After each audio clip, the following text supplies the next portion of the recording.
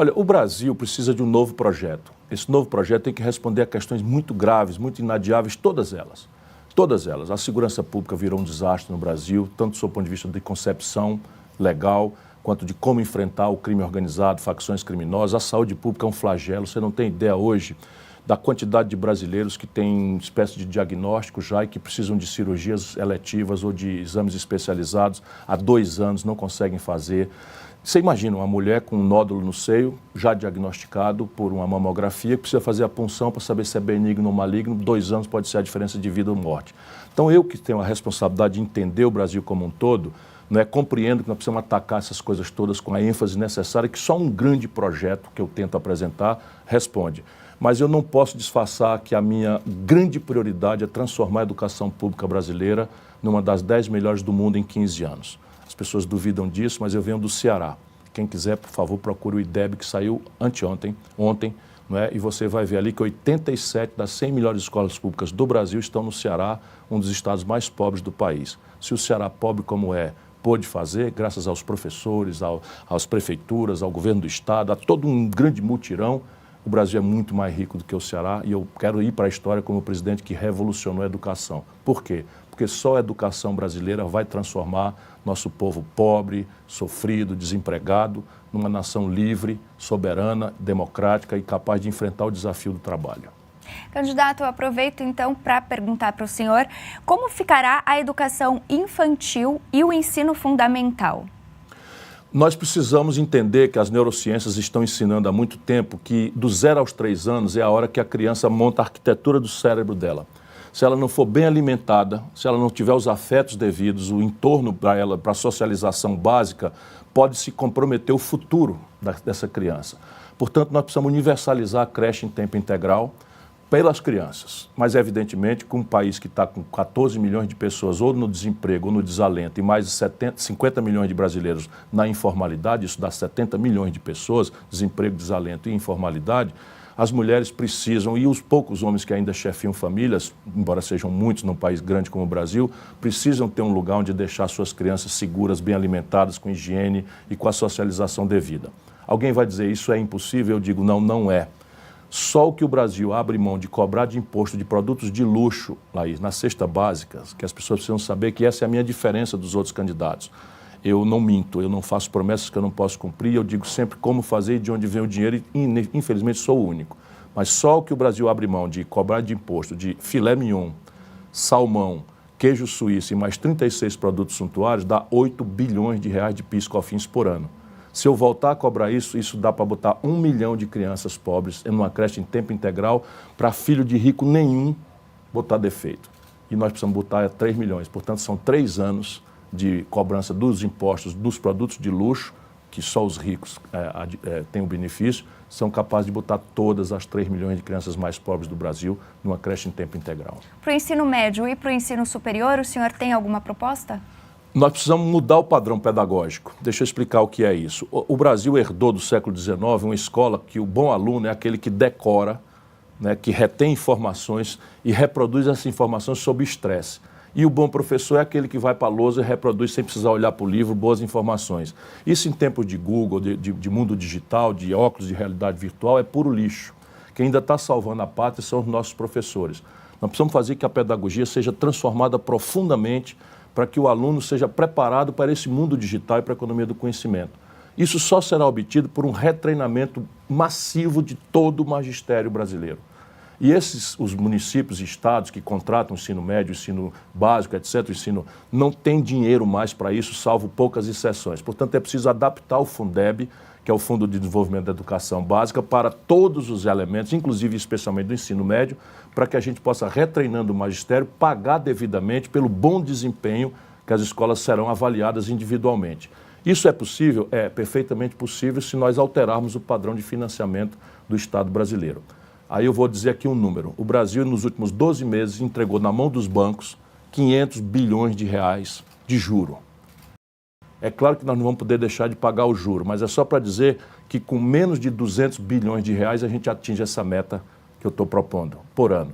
Portanto, com menos da metade do que o Brasil já gasta com juro, para beneficiar uma das sociedades mais perversas, sob o ponto de vista da desigualdade na distribuição de renda. Entre nós, Laís, 5 pessoas acumulam a renda dos 100 milhões de brasileiros mais pobres, depois de 20 anos de conversa fiada de Lula, de PT, de Fernando Henrique. Por quê? Porque eles falam em favor do pobre, mas na prática mantiveram esse sistema absolutamente cruel que concentra renda e destrói a vida do povo. E destrói aqui não é uma expressão, não. Hoje, 66 milhões e 600 mil brasileiros estão humilhados com o nome sujo no SPC. Saíram do crediário, da ilusão do consumo, que muito fortemente o PT estimulou, para a humilhação do nome sujo no SPC. 6 milhões de empresas estão no Serasa, na sala de quebrar. E eu quero ser o presidente que vai mudar isso.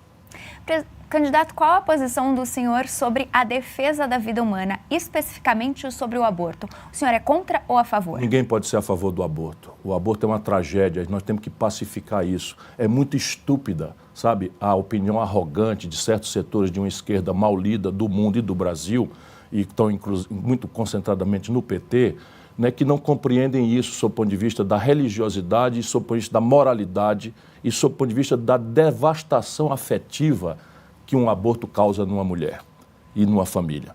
Portanto, o que nós precisamos entender é que isso, sendo uma tragédia, é qual é o papel do Estado em relação a essa tragédia. E aqui, a legislação brasileira, depois de muita maturidade, depois de muita incompreensão, nós chegamos num ponto em que, pelos tribunais ou pela lei, nós temos peculiaridades que afastam a tragédia sem dizer que deixou de ser uma tragédia. Porque imagina uma mulher, que tem a aventura de gerar um filho, ou por tragédia moral, porque não consegue se explicar para os pais, ou por tragédia econômica, porque não tem nem para si para comer, ser levada a fazer um aborto em condições absolutamente insalubres.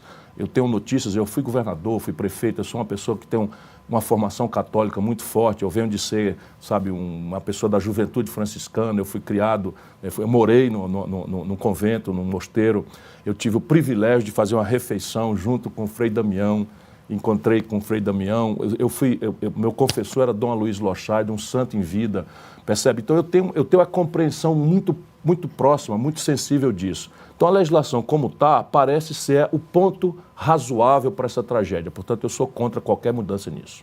Candidato, como superar a fome e a miséria num país de tantas desigualdades? Lembrando que o Brasil tem comida.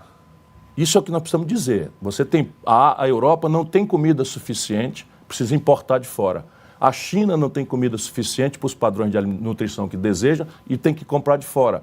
A África, com todo o sofrimento que tem, não tem comida suficiente. O Brasil é o país que mais produz comida no mundo, ou o segundo maior exportador de comida do mundo. Como é que a gente banha a fome? Evidentemente que é distribuindo a comida que nós temos para que ela não falte no lado de todo mundo. A engrenagem capitalista transformou essa distribuição em negócio, por um lado, e em omissão criminosa do outro. Como é que a gente faz isso? É um governo que tenha compromisso em erradicar a pobreza. A minha proposta está escrita, e eu peço que as pessoas aprofundem, porque eu volto a dizer, digo de onde vem o dinheiro. É garantir que no meu governo nós vamos banir a linha de pobreza de todos os lares brasileiros. O que é a linha de pobreza? R$ 471 por pessoa, por domicílio, por mês. Então suponha que uma senhora ou um senhor ganhe R$ 1.200 por mês, trabalhando ou com salário mínimo, ou com carteira assinada, não interessa, ou de BPC ou de aposentadoria rural. Mas ele tem 3 filhos, então é 1.200 dividido por 4. Isso dá R$ 400 por cabeça. Então falta R$ 171 para atingir a linha de pobreza por cabeça. Eu boto 172, que é para ficar acima da linha de pobreza, e essa família vai receber uma complementação de maneira que ninguém mais fique abaixo da linha de pobreza no Brasil. Nossa! Demagogia, mentira, não. Vamos lá, como é que eu vou financiar isso? Ele custa 380 bilhões de reais por ano. Já disse que o Brasil passou para os bancos 500 bilhões de reais. Portanto, o problema não é dinheiro, o problema é aonde é que nós estamos botando o dinheiro.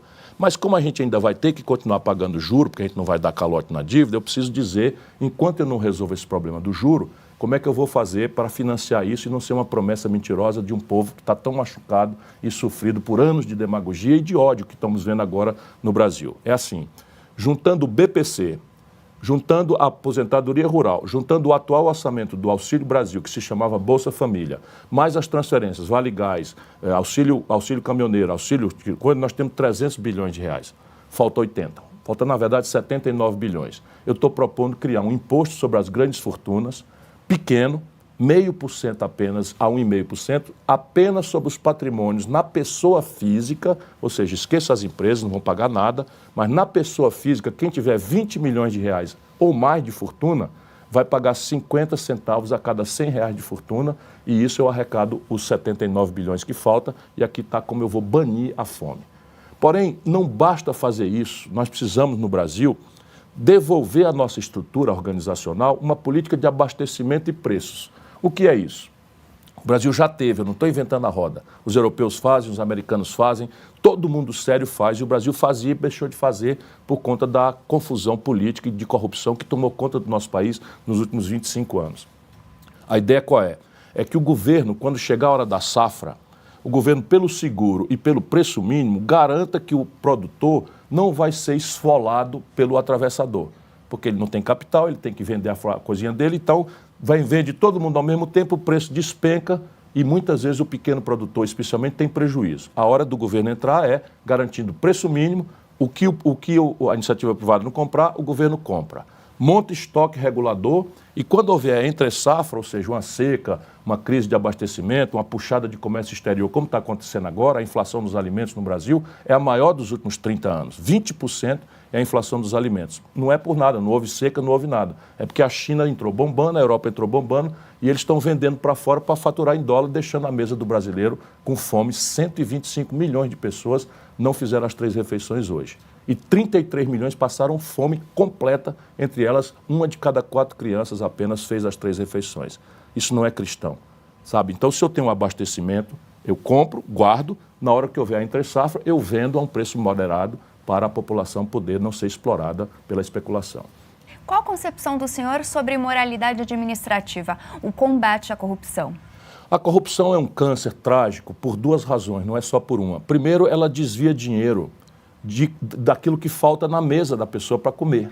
Ela desvia o dinheiro das 6 milhões de famílias que não têm uma moradia decente, que estão enfrentando o sol, a chuva, o frio, debaixo de casebre, de papelão, de madeirite, num país que 500 bilhões de reais que paga de juro, custaria 480 bilhões de reais acabar com o déficit habitacional. E a gente não precisa gastar isso num ano só, e nem precisa gastar porque nós não vamos dar a casa, a gente vai financiar a casa. Mas eu estou só dando um número para o brasileiro, sabe, tirar o espinho do medo do futuro, não aceitar mais essa mediocridade. Então a corrupção desvia dinheiro mesmo, o dinheiro que falta para educar melhor o filho do trabalhador, mas o outro lado da corrupção talvez seja ainda mais maléfico, além de tirar o dinheiro da educação. Sabe o que está acontecendo no Brasil, Laís? 5 anos que não se atualiza o valor do por cabeça da merenda escolar.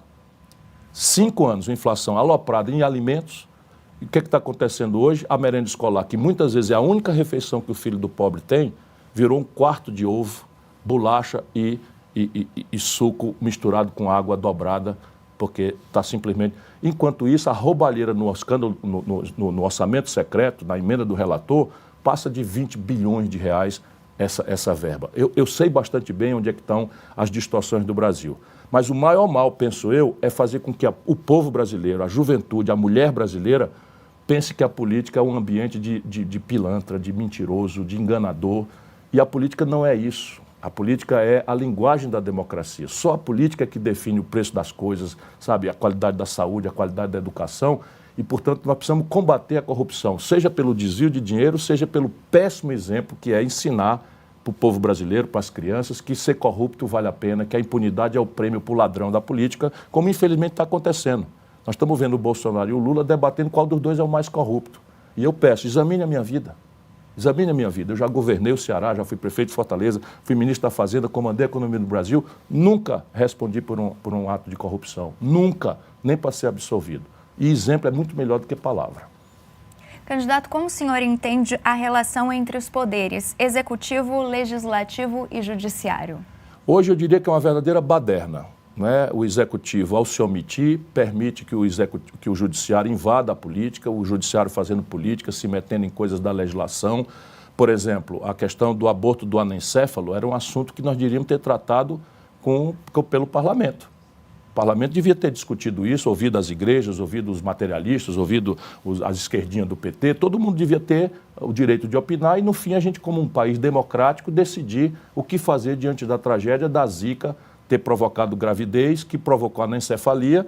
Para muitos de nós cristãos, isso é uma tragédia, porque nós não teríamos o direito de dispor da vida, que é um bem que Deus nos deu e que nós não deveríamos dispor dela. Estamos no Setembro Amarelo, prevenir o suicídio, a depressão hoje também estão em recorde no Brasil, porque a informalidade levou nosso povo a trabalhar de sol a sol, sem o descanso remunerado, sem férias, sem 13º, sem licença maternidade, e acha-se que isso é uma coisa que possa fazer um país prosperar. Pois bem, não é o Congresso que decide, é o CNJ, ou o Supremo Tribunal Federal. Eu estou me propondo a ser o chefe de Estado que vai devolver cada poder à sua respectiva caixinha. Eu falei isso em 2018, que eu já estava dizendo, a solução para a tragédia do PT não é cair na mentira do Bolsonaro, é a gente tentar outro caminho.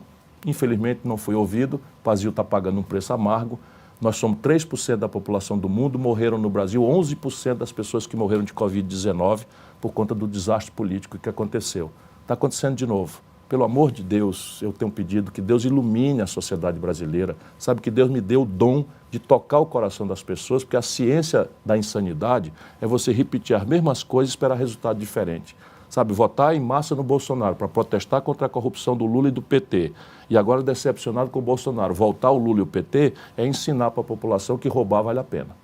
Candidato, como acolher e entender a palavra do Papa Francisco sobre a casa comum e a defesa do meio ambiente? Os 3 T's: terra, teto e trabalho. O Papa Francisco tem me comovido e tem renovado em mim a minha fé e a minha denominação católica. É extraordinário. Nós temos tido grandes papas, não é? O Papa João Paulo II fez história para a humanidade e agora o Papa Francisco toca em pontos que são cruciais para a humanidade.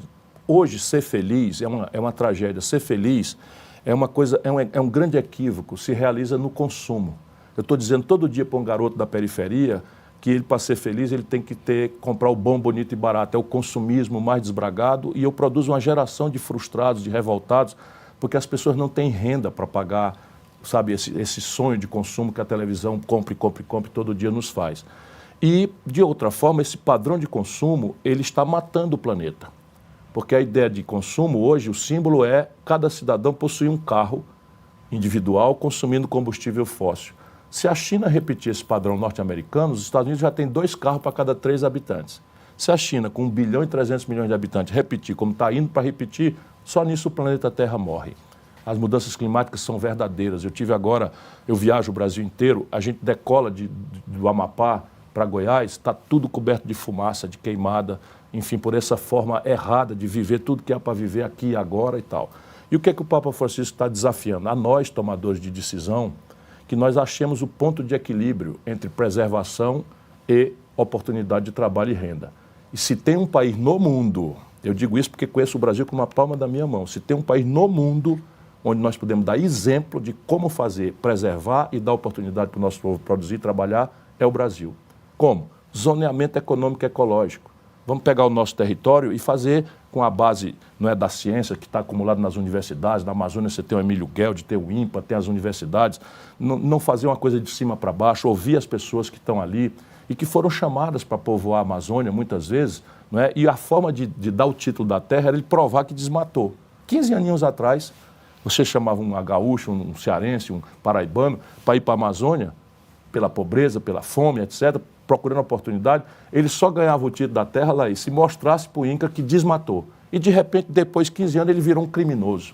Ele não entende isso, ele não sabe o que fazer, porque a única coisa que ele aprendeu a fazer foi derrubar a floresta, aproveitar as essências, botar o gado e depois ir embora para frente. Ora, nós precisamos zonear, dizer aqui pode, aqui não pode, e ensinar o nosso povo, dar crédito, capacitação gerencial, treinamento, associativismo, marketing no estrangeiro, para que a floresta em pé produza muito mais riqueza do que ela desflorestada. Isso é um exemplo que está no meu projeto nacional de desenvolvimento, que eu quero fazer para o Pantanal, para a Caatinga, sabe, a Mata Atlântica até está se recuperando um pouco, mas para todos os biomas. E a lição do Papa introduz no coração de todo cristão, de todo católico, pelo menos, a necessidade de que a gente tome as decisões de progresso pensando no futuro das novas gerações.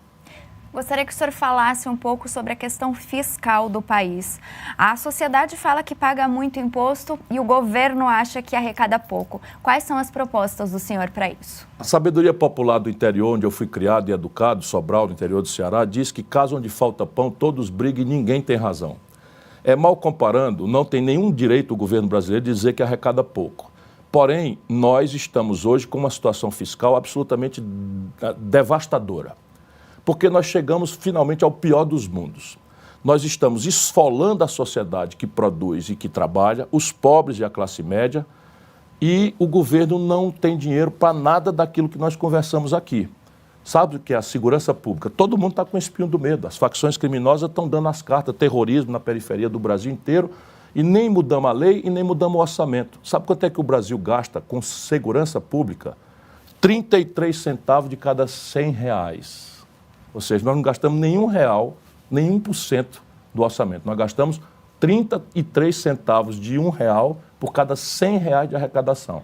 É evidente que o povo está pedindo que a gente mude e venha para proteger a família brasileira assustada contra a impunidade que impera no crime, né? Quando você olha para a educação brasileira é uma das piores do mundo, quando a gente pega os padrões de avaliação do PISA, que é o padrão internacional, é uma das piores do mundo. De 73 países avaliados, o Brasil está ali nos 60, 62, 63, em matemática, em ciência, em leitura. Quando você olha para a saúde, eu te falei aqui, 2 milhões de mulheres acharam um nódulo no seio e estão atrás de fazer a cirurgia para fazer a punção, para saber se fazer a biópsia. Mas isso é devastador, a quantidade de milhões de brasileiros, sabe, maltratados na rede de saúde, e nós também estamos gastando 1/8 do que a Inglaterra gasta por cabeça. Como assim? Uma carga tributária impagável de 33% do PIB e todas as queixas do povo. Sabe por quê? Porque essa montanha de dinheiro está indo não para o que interessa para o povo, está indo por donos da bola. A política brasileira foi comprada, o sistema brasileiro foi comprado. Bolsonaro e Lula são pessoas diferentes, qualquer imbecil sabe disso. Mas quando você olha por trás do pano, é igualzinho. Bolsonaro, nos últimos 12 meses, passou para os bancos 500 bilhões de reais de juro. Isso foi mais do que, quase o dobro do que o Brasil gastou com saúde, educação, segurança, ponte, portos, aeroportos, investimento, enfim, tudo. 300 bilhões nós gastamos com tudo, 500 bilhões com juro. Agora, o Lula, a mesma coisa. O Lula passou para os bancos 4 trilhões de reais no tempo que mandou no Brasil e passou para os pobres 330 bilhões de reais. Como nunca ninguém fez nada pelos pobres, esse pouco pareceu muito. Mas muito mesmo eles passaram foi para os bancos. Trata-se então aqui de organizar isso. E eu sou o único candidato que está propondo uma reforma tributária para diminuir os impostos do consumo do povão, da classe média, do pequeno e médio empreendedor, concretamente, e aumentar os impostos dos super ricos que não pagam nada no Brasil. Só para você ter uma ideia, no mundo, o imposto sobre heranças é 40%, sobre as grandes heranças. Não esqueça quem tem um apartamento, um carro, isso não interessa. Estou falando das grandes heranças, bilhões de reais, é 40%, no Brasil é 4%. No mundo, aqui em São Paulo, onde nós estamos gravando essa entrevista, o IPTU de um mês, que o povo paga da favela, da classe média, um mês de IPTU é o equivalente ao Imposto Territorial Rural, que é o IPTU das fazendas, por ano, numa fazenda de agronegócio mais lucrativo do mundo. Então, trata-se disso, de aqui, senhor, que você quer servir, como a nossa Santa Bíblia fala. E eu não sirvo a dois senhores. Meu senhor é o povo brasileiro. Para ter dinheiro para fazer mudança na saúde, na educação e racionalizar o sistema tributário, eu preciso anunciar de onde vai vir o dinheiro. E eu vou cobrar mais impostos dos super ricos. Ainda falando em saúde, a tabela do SUS está defasada. O senhor pretende fazer alguma mudança em relação a isso? Em 2003, quando o Lula assumiu, ele congelou a tabela de procedimentos do SUS, só para todo mundo saber o que é. O que é isso? O Brasil não tem leito suficiente, não tem médicos suficientes públicos do SUS para atender todo mundo. Então você tem uma rede de entidades filantrópicas, Santas Casas, etc., que fazem esse trabalho. E aí, desde 2003 que está congelado. Então você hoje praticamente não tem como fazer, estão fechando leitos no Brasil sem o Estado fazer vamos dizer, a expansão dos leitos necessários para cobrir. Portanto, nós dependemos da rede conveniada para ter uma atenção minimamente razoável na atenção secundária, né, nas cirurgias menos complexas, etc., porque as mais complexas o Estado acaba fazendo mesmo. Para isso, eu preciso atualizar essa tabela do SUS. Porém, prometer que vai fazer isso, mantendo o teto de gastos como está hoje, é mentira. Tem gente prometendo isso. Eu não faço isso porque eu não quero enganar o povo brasileiro. Eu só quero ser presidente se for para sair pela porta da frente, como eu saí, governador mais popular, prefeito de capital mais popular, não é porque eu fiz milagre, é porque eu nunca menti para as pessoas. Então, se eu conseguir, como eu vou para fazer, revogar o teto de gastos, eu vou gradualmente atualizar a tabela do SUS. Porém, honestidade radical, eu não vou fazer isso para todo mundo. Eu vou auditar entidade filantrópica por entidade filantrópica, aquelas que são excelentes. Visitei o Hospital de Barretos agora, conheço a Santa Casa de Fortaleza, e são hospitais que têm que ter imediatamente solução, porque são extraordinários. Porém, a Santa Casa de Sobral virou uma espécie de corrupção sistematizada. E são santas casas iguais uma com a outra. Eu preciso corrigir uma coisa e não tratar os iguais, não é? Tratar os desiguais com igualdade, senão eu vou estimular a corrupção e não estimular o que faz sério as coisas. Candidato, nosso tempo está se encerrando. Gostaria que o senhor fizesse suas considerações finais. Eu quero agradecer a você, Laís, agradecer ao povo brasileiro essa oportunidade, agradecer à Rede Vida, não só por essa oportunidade de falar com o nosso povo e fazer um pedido a você, um pedido de coração. Eleição não deve ser resolvida com fígado de ódio, nem com paixões despolitizadas. Eleição tem que ser resolvida com o nosso cérebro. Vamos orar, vamos pedir a Deus que nos ilumine, vamos dar uma olhada em todos os candidatos, de onde que eles vêm, o que é que eles andaram fazendo no passado. Não pode votar em corrupto, sabe, e depois exigir que o filho seja honesto. Não pode votar em quem já teve a oportunidade e agora está fazendo promessa que não realizou quando não estava. Não pode dar novo poder a quem prometeu fazer uma coisa e faz exatamente o oposto. É só por isso, não é para falar mal de ninguém. Eu sou candidato pela 4ª vez. Em nada baixou a minha paixão, o meu amor, o meu carinho pelo Brasil. Mas, francamente, me dê uma oportunidade. É o que eu peço a vocês, você vai ver, o Brasil vai virar um país invejado pelo mundo, porque nós temos tudo, terra, água, minério, petróleo. O que está fracassando no Brasil é a política. Vamos mudar a política. Muito obrigada pela sua participação. Diálogo com candidatos à presidência do Brasil é um esforço da Rede Vida de contribuir para a democracia, a política do bem comum, o exercício da cidadania plena, um compromisso com a boa notícia. Rede Vida, liberdade para construir um mundo melhor.